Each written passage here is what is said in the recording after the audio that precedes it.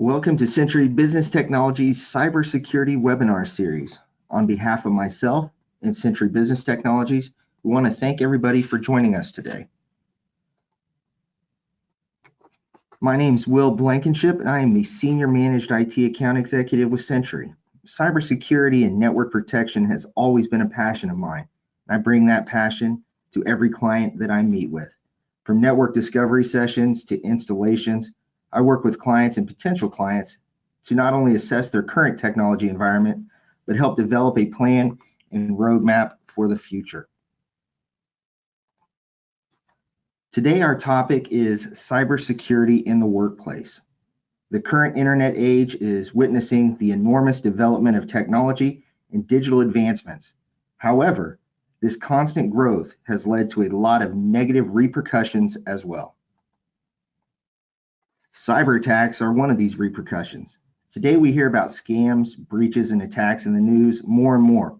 It's interesting to see how the trends. Statistics are showing that small businesses with employees under 100 are just as vulnerable as the big newsmakers.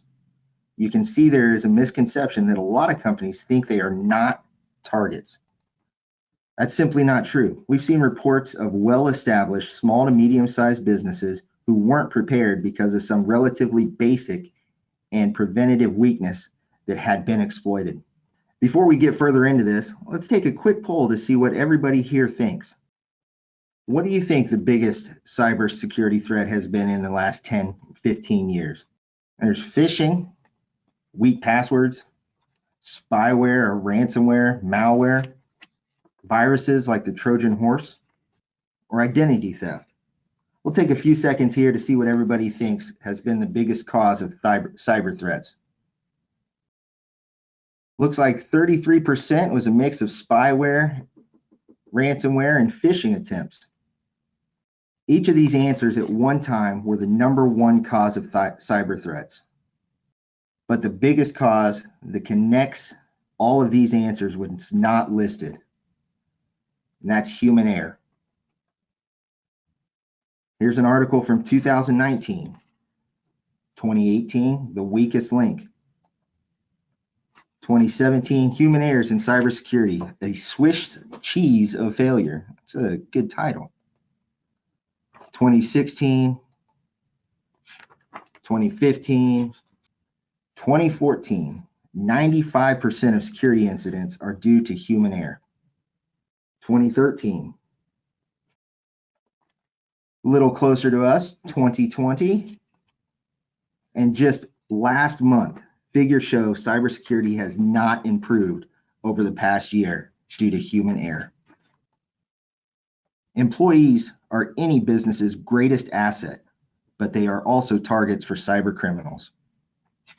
Which brings us to our guest presenter today, Justin Sharples, who comes to us from CoreFirst Bank Trust, where he is responsible for the implementation and governance of the bank's enterprise information security program, including information security compliance, cybersecurity operations, and IT security operations.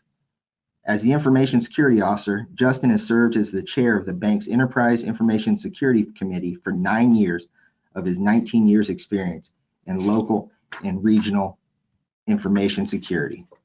Good morning, Justin. And with that, I am going to turn it over to you, my friend. Good morning, all. I appreciate your time. I am Justin Sharples, been the Information Security Officer for CoreFirst for almost 20 years now. Been given these types of presentations for many of that. And I can tell you that this day and age is definitely, it's different than it has been in the past, but in a lot of respects, it's the same. We are definitely seeing trends of the attackers are constantly getting more sophisticated. The value of their attacks is increasing. And so therefore the magnitude and the number of attacks is also increasing. At the end of the day, this is about money. It's about money for the attacker. It's about money for the attacker's organization. It's up to us to try to protect our organizations ourselves and to prevent these types of attacks. Some of the things I'm going to cover with you are a common cyber attack, ransomware, and That's certainly not the only one, but it certainly seems to be the most prevalent right now, including methodology, prevention, how you detect it, and how you recover if you do have a ransomware attack. And then also phishing. Phishing can be the gateway to those, but it's also here at the bank, probably see a customer every month, every 2 months that has some sort of phishing attack that affects their business in some fashion. So we'll cover those and some common phishing attacks, and once again, how to protect yourself and your business. Just to make sure we're all on the same page, what's a cyber attack? Well, a cyber attack, according to Cambridge, is an illegal attempt to harm someone's computer, system, or the information on it using the internet. And I mean, there are infinite numbers of ways of cyber attacks, but malicious or phishing emails, misconfigurations or unpatched internet-facing PCs, servers, IoT devices, human errors we already discussed are all very, very prevalent ways and methods of cyber attacks. So what's ransomware? Well, ransomware is a type of cyber attack. It's designed to provide a bad guy unauthorized access to your institution, systems, and to deny the institution's use of the systems until a ransom is paid. Just like a traditional, hostage situation, they are holding your data hostage. They typically demand payment and in order to maintain the integrity or confidentiality of your data. In other words, so the ransomware attacks of today are two-pronged. The first is they get into your systems and they steal your information. They steal your confidential information, whether that's trade secrets, whether that's credit card data, whether that's employee socials and account numbers for your payroll, whatever they consider would be quote unquote juicy information. And then they deploy the second prong where they encrypt all your systems. So you say, hey, I listened to Justin's presentation. I got great backups. I don't care if they encrypted everything because I'm going to recover. Well, you may not care about that, but you might care that they have an email from your CEO saying that your business is about to go through a merger or an acquisition, or that there are some interesting photos of your CFO that they found in your email, or that all your payroll data is now in their hands. And that may entice you enough to pay them. Any way that these bad guys can get paid is what they're going to do. We've all seen these in the press, so I'll hit on them, but they've done a much better job than I can do. Recent ransomware, the Colonial Pipeline, I think we're all familiar with that one. It took down a major gas pipeline that supplied fuel to the East Coast. Till this, I had no idea there was basically one big pipe that provided all the fuel to the East Coast. In order to protect their systems, Colonial took down most or not, if not all their systems, and for about 6 days. And the company almost immediately decided that, hey, just in case, we're going to go ahead and pay the bad guys the ransom. And they paid just over $4 million to the bad guys. Now, fortunately, some of the FBI was able to get some of that money back, about half. This attack basically crippled the East Coast. We all saw the pictures of people filling up trash bags full of gasoline, throwing it in the back of their car, which seemed like a really bad idea.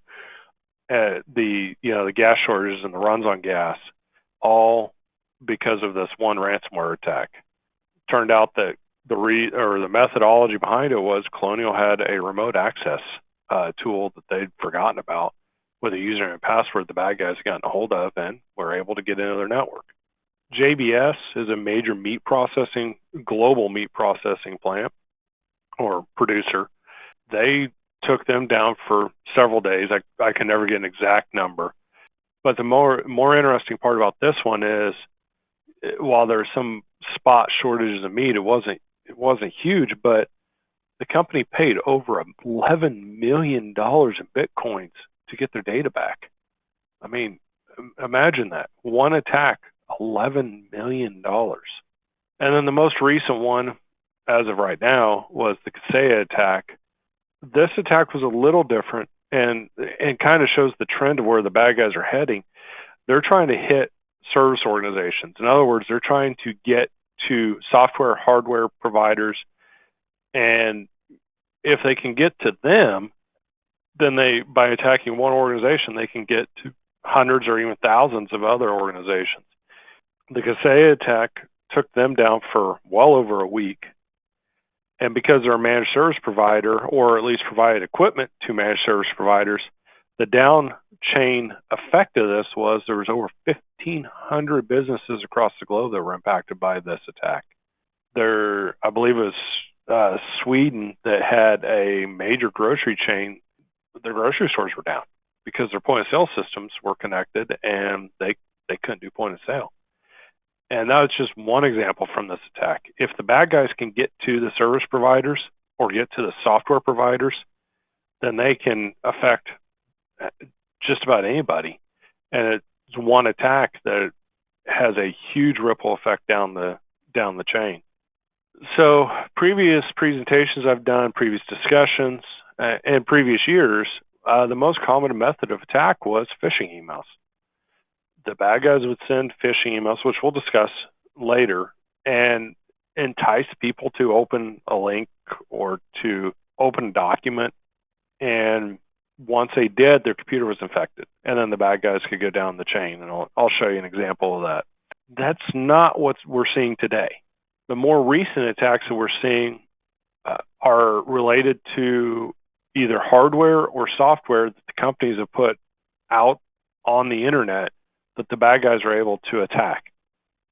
The companies are not, the victims are not keeping their systems up to date. They're not keeping track of their users. They're not requiring multi-factor authentication. And really we're seeing this as an offshoot or a ramification of COVID. You know, when COVID hit, every business, including CoreFirst, said, oh my God, we got to get people out of here. We have to get some sort of remote access so that we can get our employees safe. They can get back in, they can continue to work, and we can keep doing what we need to do to help the economy and to help customers.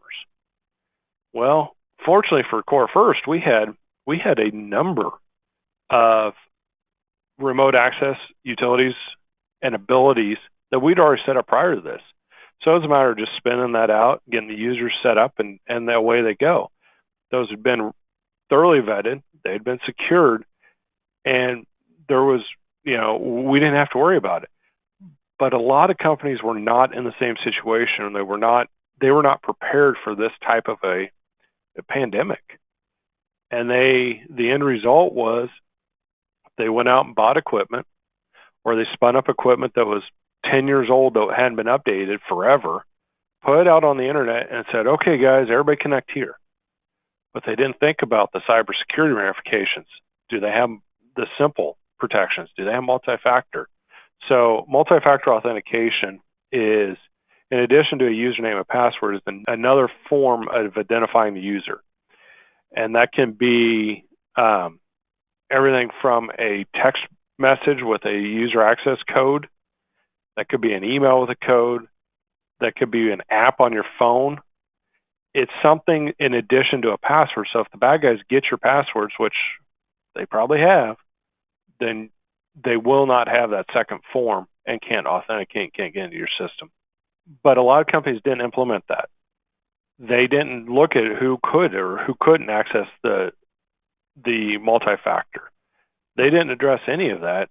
And as a result, we're seeing all these ransomware attacks now that are taking advantage of those systems versus the phishing emails, which perhaps some customer or some users are a little more leery of. So what's a ransomware attack? What does it look like? Well, the first thing is if it was spam based, you get a phishing email, or even or they attack your outward surfaces. It doesn't matter for the point of this conversation. Either one. The malware is installed and they sit and they wait. Sometimes it's only a few days. Sometimes it could be weeks or months, depending on what systems they think they have and how long and what other things are driving them at that moment. They steal your credentials, so they steal your usernames and passwords. Once again, why it's so important to have the multi-factor, because not only if they have a username and password but no multi-factor, they are stopped there. They then root around on your network and they try to become an admin user. In some cases, in some small businesses, every user is an admin user. In others, that's been taken away, and so they have to try to get, it's called escalation of privilege, and escalate their rights to become an admin. Once they're an admin, though, they can just crawl all over your network. Getting back to, they're going to find the juicy bits of information, whether that's an email, whether that's a file, whether that's pictures, whatever that may be, they're going to find that information. And they're going to store it and or ship it off to them as back to that two-prong attack. They're also going to look at your Active Directory if you have that set up. Active Directory is the central credentials for most organizations. Once they have your Active Directory and have a domain admin, they're in and they're done, and you're in a lot of trouble. They're going to go figure out if you've got backups. Are they online? Can they delete them? Because back to the second prong, they've encrypted your data. If they've deleted your backups, you're either going to go out of business or you're going to pay them. Then they're going to disable any security products you have just, for good measure. And once all that's done, they will encrypt your files. And then you'll start seeing pop-ups on your screen that say, you've been encrypted, call this number or message this IM, and we need 2 Bitcoins to decrypt your data, or 20, or whatever that number is. And then the negotiations begin. So how do you prevent? Obviously, prevention is the best. If you can keep them out, that's best. Biggest thing is update, patch your systems, your software, and make sure you do it in a timely manner. Target and make sure you know what is facing the internet. What can somebody get to from the internet? Whether that's your remote access, maybe that's your email servers, maybe you have a file transfer portal, or even your website. Those are all things that would be outward facing that you need to make sure you understand and know what you have so you can protect it. You can patch them. Patch those first, then come inside and patch those. If you patch, then that generally prevents the infection from occurring. And if it does occur, then the bad guys, it slows them down. Makes it harder for them to access the rest of your network. Microsoft releases their patches at least once a month, sometimes more. You need to make sure you're up to date. You get those out, but don't just focus on Microsoft. There's also Adobe. There's Java. What about your hardware? When was the last time you updated the firmware on your PCs? That can be harder to do, but is just as important. Or the items on your network. What about your routers? Your wireless routers, your if you have a NAS, network attached storage, your file servers, your Nest thermostats. All those things are on your network. When was the last time any of them were updated? You need to make sure those are kept up to date to prevent and keep the bad guys out. In addition, so everything we talk about is multi-layer.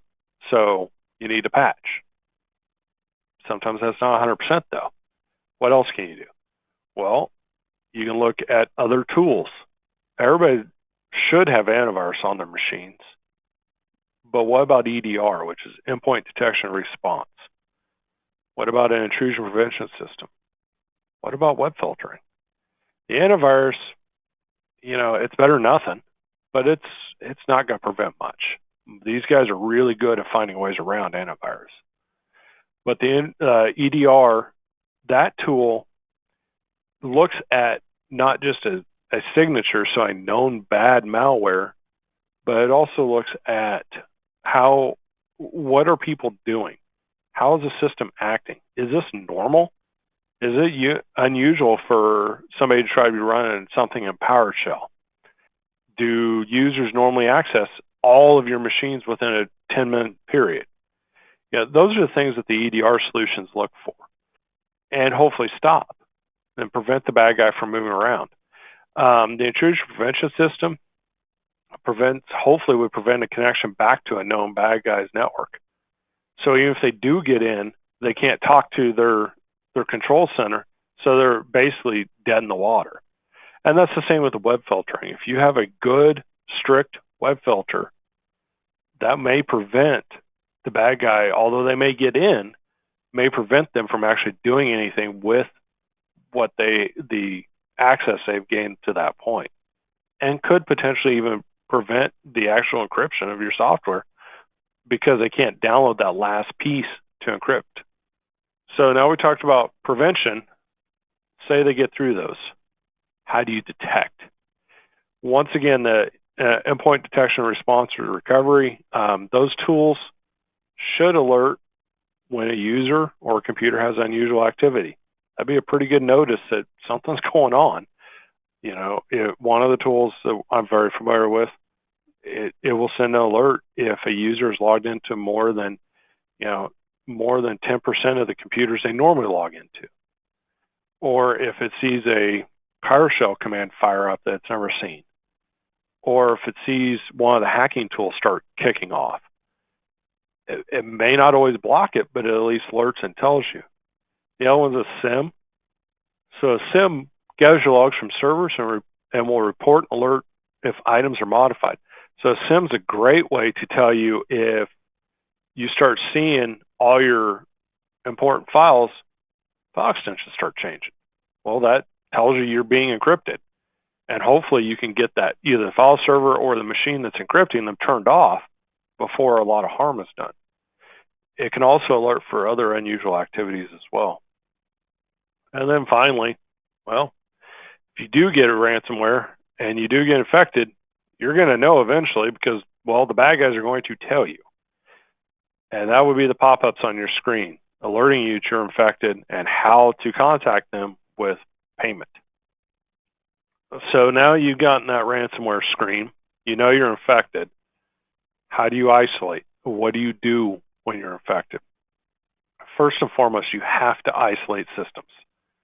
That may mean pulling the network plug on all your computers until you know what the heck's going on.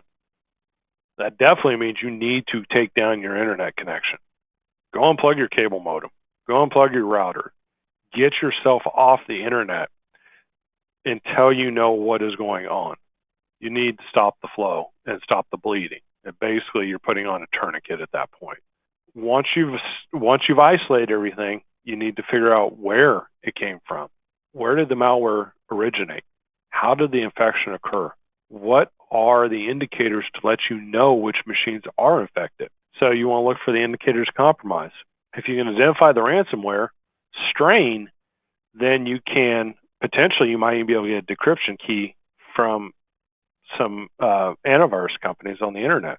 But you also need to look for changes to your Active Directory, your firewall, your other systems to get a feel, because the last thing you want to do is say, hey, I've cleaned everything up. Bring the systems back up, and then lo and behold, you didn't close the door that they came in. And that's happened to companies where they've gotten affected twice. They said, I'm good. I restored from backups. I didn't pay them. And then they came, and then the bad guys got back in. Once you know your indicators compromised, you know what files to look for, you know what directories are created, then you need to clean up. Close the barn door, make sure no more horses get out, and then clean up the machines that are infected. That may be running an antivirus tool. That may be manually removing files. That could be a number of things to clean up your host. That could be just rebuilding, just depending on how your systems and you're organized. Continuing along the recovery, you need to restore the data that has been encrypted from backups. You do have backups, right? Everybody shake their head yes. If you don't, you need to. And, if you're saying, hey, I'm a real small company, I don't know what to do. Go buy, a $100 external hard drive from Best Buy. Plug it into your systems. Back up your critical files, then unplug it. That is the key. You need to unplug it, or it will be encrypted. The backups, however, if you're a little bigger organization, you've got a backup server. Is it isolated from your network? How are you doing that? How do you know the bad guys can't get to your backups? Maybe it's backup tapes. You back up to a tape, you pull the tape out, and of course nothing can be done until the tape's put back in. Maybe it's online storage, but It's a warm drive, so write once, read many. So in other words, the data cannot be overwritten. It writes it, and it can be read 100 times, but you can't write it again, and it can't change the files, and also can't encrypt it. Just know that if you do have to recover, which you should be practicing, using your backups and trying to recover to make sure your backups are good, it could take a very long time. And then, once again, talked about before, make sure your connections with the malware creators are closed. If you don't, they're going to be back in. They're going to hit you again. All right. Let's move on to phishing. Criminals send emails appearing to be from a legitimate source, enticing a victim to click a link or open an attachment. The email can appear to be from anyone. That may be from anyone. Some of the themes, trusted business partners. We see that one a ton here at the bank. We see our customers they get compromised all the time from, well, I got an email from my vendor, and it said I had an invoice, so I opened it. Well, were you expecting an invoice from him? Well, no. Is your vendor's last name got 2 S's at the end? Well, no. Did the invoice say something about .zip? Yeah. No. Okay. These are all clues. These are all things that people sometimes miss that are really important indicators that it may not be your vendor, or your vendor has been taken over. Shipping company failed delivery. I see those almost every day. You've got a UPS shipment, but it didn't deliver. Click here. A common one we're starting to see right now is your Norton antivirus came up for renewal, and your renewal cost is $400. Click here to argue the cost or call this number. And the victim calls the number, and then they're walked through installing software on their computer, and then they're shown some things, and basically the bad guy entices them and tricks them into going out and buying Apple gift cards and giving them the numbers. If you ever are talking to somebody on the phone, regardless of who they say they are, if they say they're the sheriff's office or IRS or whoever, and it leads down the path of going and buying gift cards to give them the numbers to pay them, it is a scam. 100% of the time, it is a scam. Ignore it. We've had several customers that have unfortunately fallen for that, and there's nothing as a bank we can do. Invoices overdue, whether that's from a trusted partner or somebody else. And then also the e-signature companies. It's not them, but it's a bad guy pretending to be them. All those are common themes for phishing emails.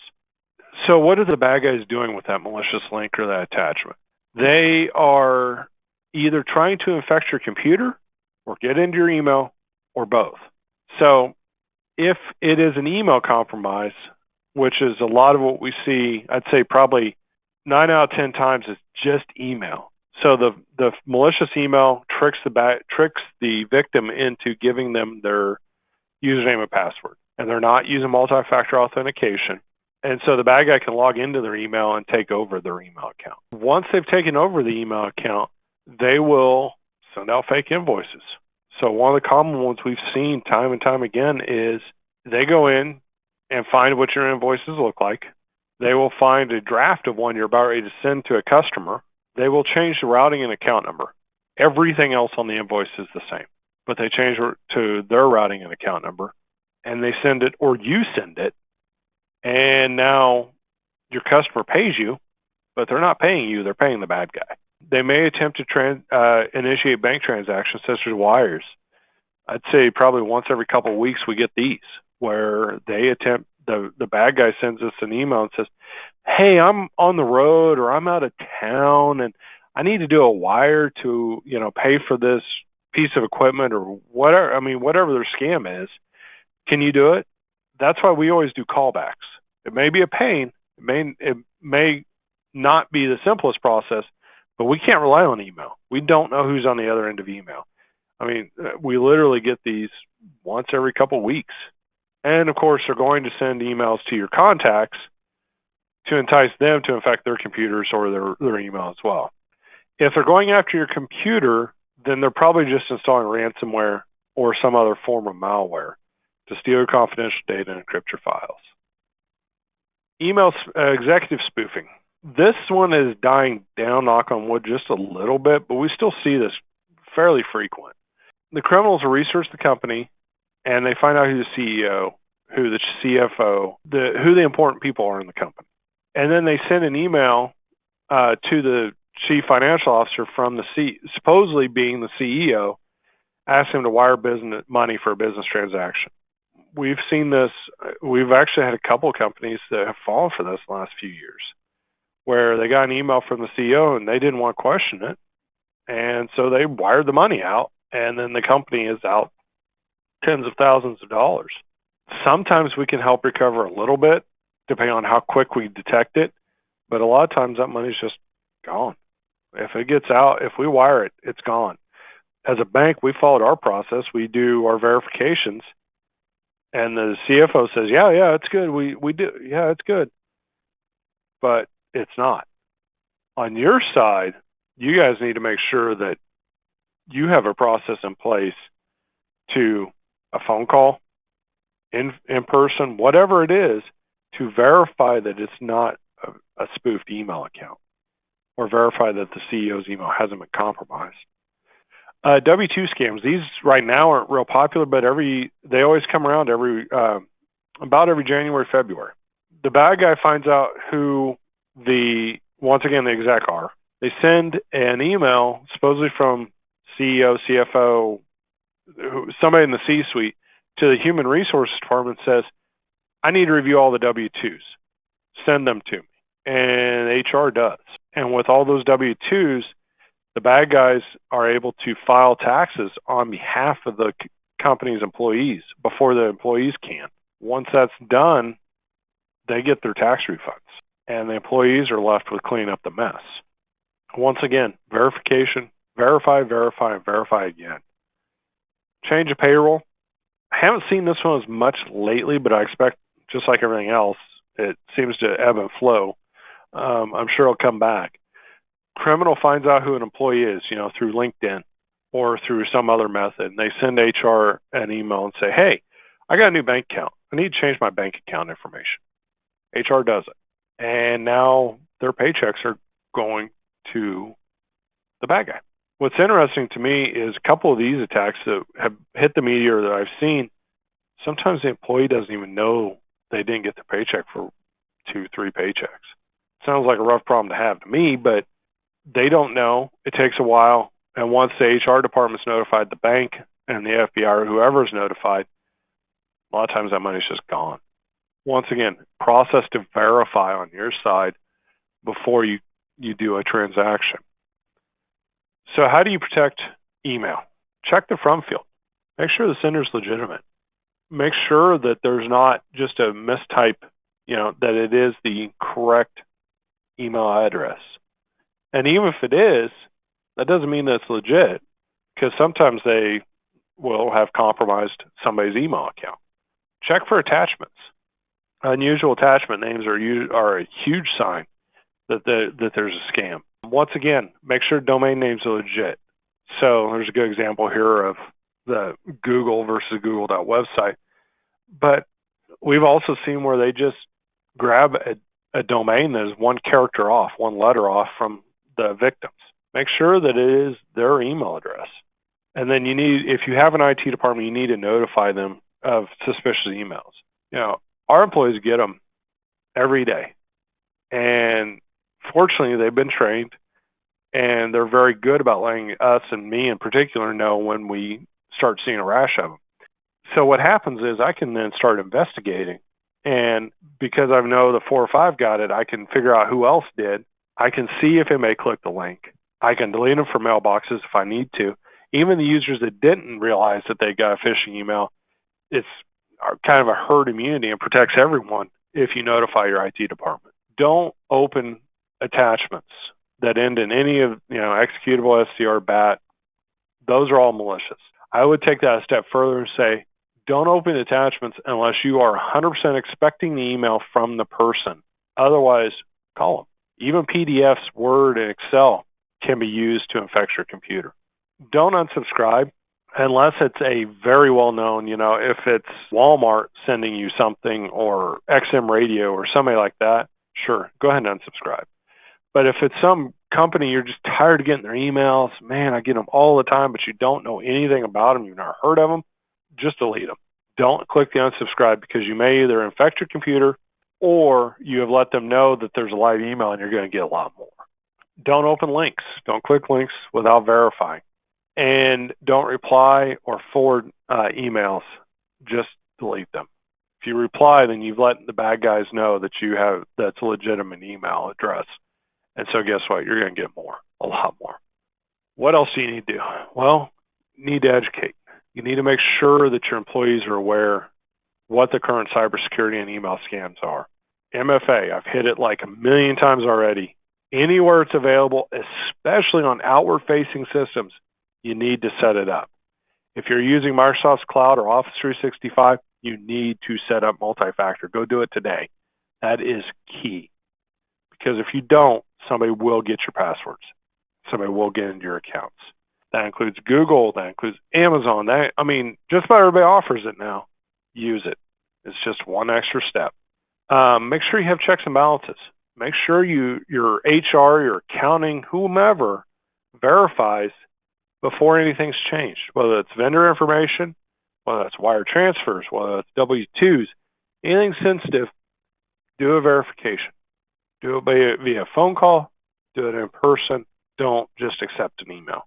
If you have ACH and wire capability on internet banking, whether it's with us or someone else, make sure that you have dual authorization. So one person creates, another person authorizes. That way, if one of the accounts is compromised, maybe you've protected that fraudulent one from going out. Consider positive pay. I'm talking a lot about cyber scams, but positive pay protects you from somebody stealing your checks and sending out and writing checks on your behalf, or printing checks with your account number and routing number and sending those out. Know where your data is. Is it on the file server? Is it on a PC there? What data do you have, and know where it's stored? Strong passwords.